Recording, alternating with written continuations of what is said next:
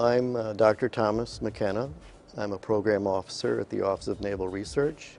So there's substantial losses incurred when you have a major fire, when you can't suppress it at an early stage. Saffir is the shipboard autonomous firefighting robot. And this is a program that's been going on for about 5 years, basically to develop a humanoid capable of fire suppression. My name is John Farley. I work at the Naval Research Laboratory, and I'm the director of the Shadwell, which is the Navy's fire test ship. If we have a shipboard fire, we have to be able to quickly get it under control and then regain the ship's ability to maintain its fighting mission. You know, we have not only the ship, but we have ordnance on board, and we have a lot of flammable systems on board.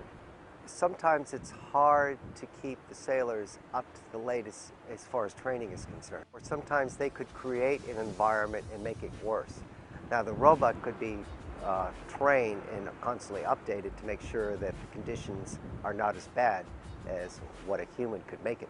Well, our objectives for the demo on the Shadwell were to show that the robot could walk over what was a very uneven floor, that it could orient itself to the fire, that it could autonomously handle the hose, operate the hose, aim the hose, and suppress the fire, which it succeeded in. I'm Brian Latimer. I'm an associate professor at Virginia Tech in the Department of Mechanical Engineering.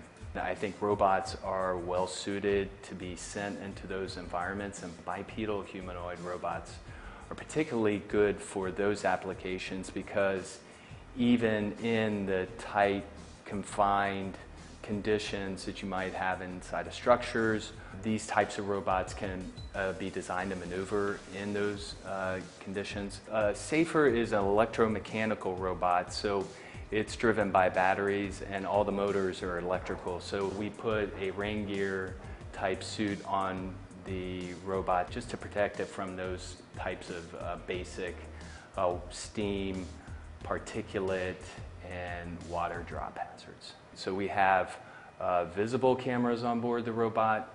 We have something called a LiDAR, which is a rotating laser that gives the location of the points in the field of the view of the robot. And then lastly, we have stereoscopic thermal imaging cameras that the robot uses to detect and locate the position of a fire so they can suppress it. We combined the notion of smart sensors in the spaces, microflyers that can fly even in smoke, go through those extremely narrow doors, that it could locate fires and operate in those hallways even in dense fire smoke.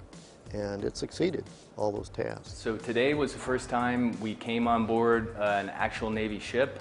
We were able to do a lot of things today that we hadn't done previously, and we have a lot of hope for new advancements in the future.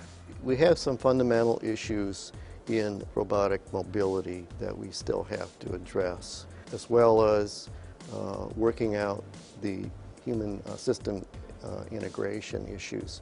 And we'll continue to advance the capability with better and better demonstrations. At the current time, the robot is teleoperated, so you have operators standing off with the computer console.